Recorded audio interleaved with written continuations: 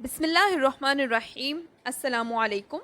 Second year bio students, I hope you're all doing well by the grace of Allah. Today is the lecture number 21 of our chapter 17, and for today's lecture our topic is going to be behavior. So first of all, let's define behavior. In common language we say behavior is the way a person or an individual acts. Therefore, its definition is that it is the way in which one acts or conducts oneself, especially towards others. यानी कि किसी external जिसको biological term में हम कहते हैं stimulus के case में, किसी external stimulus के response में जिस तरह से एक individual act करता है, that is called its behavior. Behavior has two types, innate and learned. Innate behavior is the type of behavior which is stored or built in, जिसकी इंफॉर्मेशन पहले से सेव होती है इंडिविजुअल्स के अंदर, built in. And on the other hand learn behaviour वो होता है जो कि सीखा जाता है, जिसको अडेप्ट किया जाता है, जिसको टेक इन किया जाता है. So these are the two types. इन दोनों को हमने डिटेल में देखना है, तो पहले हम इनेट बिहेवियर को देख लेते हैं. Like I just said that it is the built in behaviour. therefore it is defined as a collection of responses, यानी इस behavior में ऐसे responses का collection included है which are predetermined. किस तरह से determine होते हैं? by inheritance of specific nerve pathways या फिर cytoplasmic pathways. इन दोनों ways में जो collection of responses inherit होते हैं from one generation to another in multicellular and unicellular organisms, इस तरह के behaviors को हम कहते हैं this is innate behaviors. यानी एक ऐसा individual जिसके अंदर इस तरह के responses वो show करे जो पहले से उसकी previous generation के through उस तक पहुँचे थे information के तौर पर, वो उसका innate behavior है. इनेट बिहेवियर की सिग्निफिकेंस की बात करें तो first of all it produces invariably the same response, क्योंकि हमने कहा सेम इन्फॉर्मेशन एंसेस्टर्स से डिसेंडेंट्स तक जारी है. तो जहाँ भी इस दरमियान में जितने भी इंफॉर्मेशन, जितनी भी जनरेशन्स आई हैं, उन सब के अंदर क्योंकि सेम इन्फॉर्मेशन पास हो रही है तो रिस्पॉन्स भी सेम प्रोड्यूस होगा. और इस तरह से सेम रिस्पॉन्स प्रोड्यूस होने की वजह से they have more survival value, यानी कि इंडिविजुअल्स जो हैं इस पूरी लीनिएज के अंदर उनके सर्वाइवल के चांसेस ज़्यादा होते हैं. And also this innate behavior is more economical because it is based on nerve pathways within the multicellular organism instead of higher centers of nervous system. यानी ये सारी information जो innate behavior की है, it is passed on through the nerve pathways. nerve pathways की form में ये information pass on होती है instead of nervous system. ये economical क्यों है? इस वजह से क्योंकि nervous system जो है वो सारे के सारे multicellular organisms के अंदर हमें completely evolved या बेस्ट फॉर्म में नहीं नज़र आता. उसकी हमें बहुत ज़्यादा डिफ्रेंशिएशन या बहुत ज़्यादा एवोल्यूशन नहीं नज़र आती. हो सकता है कुछ इंडिविजुअल्स के अंदर सेंट्रलाइज नर्वस सिस्टम हो ही ना, इस वजह से क्योंकि नर्व पाथवे सबके अंदर है, नर्व्स का सिस्टम जो है पूरा वो सारे इंडिविजुअल्स के अंदर होता है. इस वजह से इनेट बिहेवियर्स नर्व पाथवेज पे डिपेंड करता है, which is why it is more economical. यानी इसके रिजल्ट में जो बिहेवियर्स इंडिविजुअल्स शो करते हैं वो हमें लार्ज रेंज के अंदर यानी ऑलमोस्ट सभी ऑर्गेनिजम्स के अंदर नज़र आ सकते हैं. Then there are two more types of innate behavior. Yani if we are talking about innate behavior, it also has two types. We have orientation and we have reflexes and instincts. Orientation is a sequence of movements of animals towards and away from a point. यानी animals इस तरह की movement show करें कि वो एक point की तरफ move करें और फिर वहाँ से away move करें, तो इस तरह की movement को हम orientation कहते हैं.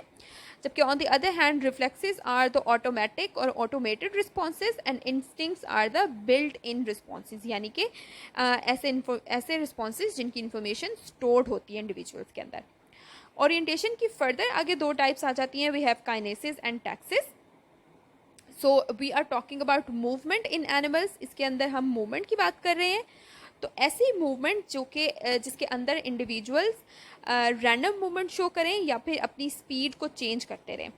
The organisms change the speed of their random movements which helps them to survive in the environment. इसकी एग्जांपल हमारे पास आती है मिली बग की, विच इज़ अ बग जिसको मूव करके जाना होता है मॉइस्ट एरियाज तक, लेकिन वहाँ तक जाने के लिए इट चेंजेस इट्स पाथवे और it shows random movements to reach this point of और this destination.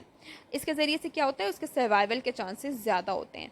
On the other hand taxes में इस तरह का कुछ भी नहीं है, there is no change, there is no random movement, it is a directed movement towards और अवे फ्रॉम अ स्टिमुलस। अगर टूवर्ड्स है तो पॉजिटिव टैक्सेस, अगर अवे है तो नेगेटिव टैक्सेस, बिल्कुल इस तरह जिस तरह हम प्रीवियस लेक्चर्स में ट्रॉपिज्म के बारे में पढ़ते हुए आए हैं।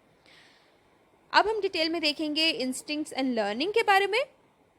तो पहले हम एक हिस्टोरिकल पर्सपेक्टिव ले लेते हैं कि इंस्टिंक्ट्स और लर्निंग के बारे में इंफॉर्मेशन हमें कहाँ से मिली है। इंस्टिंक्ट को सबसे पहले जो प्रॉपरली डिफ्रेंशिएट या डिफाइन किया था, it was done by Darwin in 1859.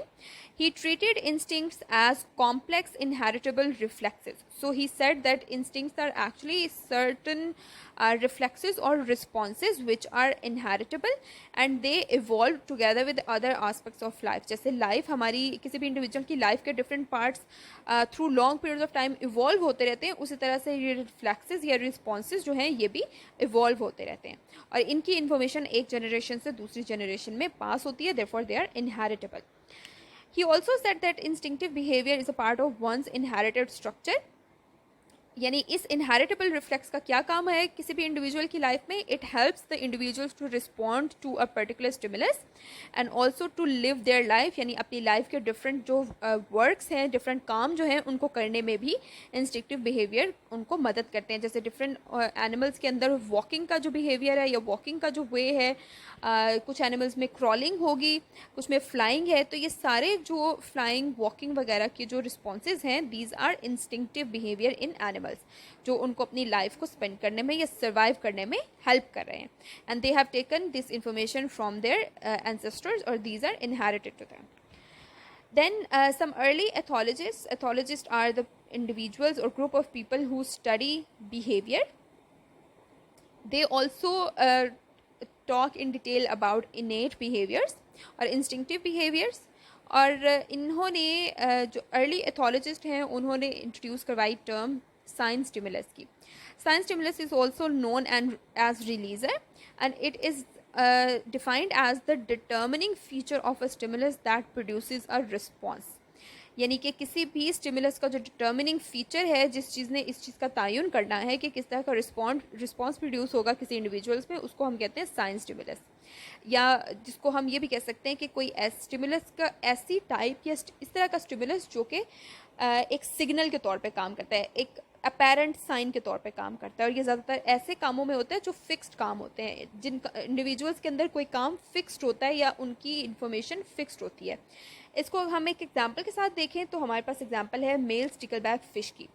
So a male stickleback fish, let's say this one we talking about, it attacks other male stickleback fish that invade its nesting territory. यानी जिस region में इस male stickleback fish ने eggs को fertilize करवाना है, जो इसकी अपनी टेरिटरी है, ये उसको प्रोटेक्ट करने के लिए दूसरी स्टिकलबैक फिश को टारगेट करते हैं या उनको हंट करते हैं.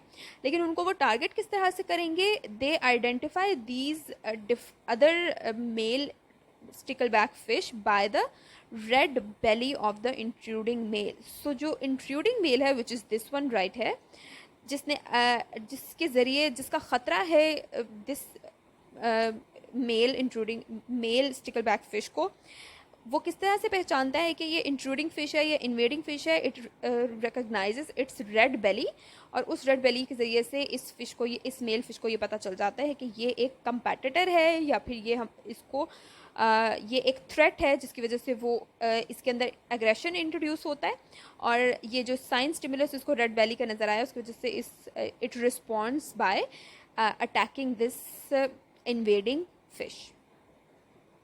और ये इंफॉर्मेशन यानी कि जो एक साइन स्टिमुलस एक अपेरेंट सिग्नल को रिस्पॉन्ड करने की जो इन्फॉर्मेशन है, ये बिल्ट इन होती है ऑर्गेनिजम्स के अंदर, and we call it innate releasing mechanism. It is called as innate releasing mechanism or IRM. यानी innate releasing mechanism किसी इंडिविजुअल के अंदर रिस्पॉन्सिबल होता है साइन स्टिमुलस को रिस्पॉन्ड करने के लिए. तो हम ये कहेंगे कि ये जो स्टिकलबैक फिश थी, मेल स्टिकलबैक, जिसने अटैक किया था दूसरे फिश को, इसके अंदर IRM एक्टिवेटेड था या उसने साइन स्टिमुलस को रिकॉग्नाइज किया था. And it is also, as the name is indicating, innate behavior. Now let's learn in detail about instincts and learning, and let's talk about their differences. Instincts को हम define करते हैं that these are the types of behaviours which depend on heredity material, जिसको हमने अभी detail में देख लिया. On the other hand learning जो बिहेवियर है, it is the type of behaviour which depends on environmental influence. बिल्कुल उस तरह जैसे हम अपनी कॉमन लाइफ में भी बात करते हैं कि इंडिविजुअल्स जो हैं वो अपने आसपास के माहौल से सीखते हैं. तो जो लर्निंग का काम है, it depends on environmental influence.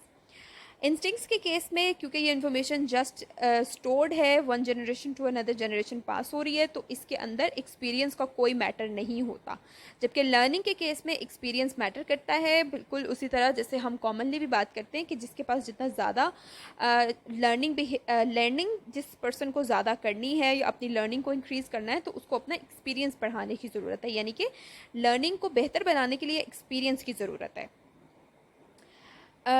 Instincts depend on selection operating during the history of species. यानी हिस्ट्री ऑफ स्पीशीज़ की हम बात करें, क्योंकि हम जनरेशन्स की बात कर रहे हैं फ्रॉम एंसेस्टर्स टू डिसेंडेंट्स, तो इसमें पूरी स्पीशीज़ ओवरऑल आ जाती है जो कि इंस्टिंक्ट्स को डिटर्मिन करती है. जबकि लर्निंग का काम जो है वो एक इंडिविजुअल की लाइफ स्पैन में होती है, यानी from its birth to its death. ये इतना जो एक इंडिविजुअल का लाइफ स्पैन होता है, उसका टाइम पीरियड होता है, इस दौरान में वो अपनी सारी लर्निंग को कर सकता है या इस दौरान में उसकी सारी लर्निंग का प्रोसेस होता है. जबकि इंस्टिंक्ट्स में डिफरेंट जनरेशन्स मिलकर इंस्टिंक्ट्स को डिटर्मिन करती हैं. Instincts can equip an animal, ऐसा एनिमल जिसकी लाइफ शॉर्ट हो, लाइफ स्पैन शॉर्ट है, या जिसके पास little to no parental care है, यानी उसको कोई सिखाने वाला नहीं है. इंस्टिंक्ट्स उसके लिए ज़्यादा फ़ायदेमंद इसलिए होते हैं because instinct provide a series of responses to such organisms जिनको सीखने का वाला कोई भी नहीं है या जिनकी लाइफ स्पैन बहुत छोटी है या वो सीखने का उनके पास टाइम नहीं है. जबकि लर्निंग जो है, it is useful for animals to adapt to the environment. ऐसे एनिमल्स जिनकी लाइफ स्पैन या तो लंबा है, हु कैन लर्न, और they have parental caring, which means that they have the guidance of someone to give them the information about the environment. यानी उनके पास सीखने के लिए कोई सोर्स है.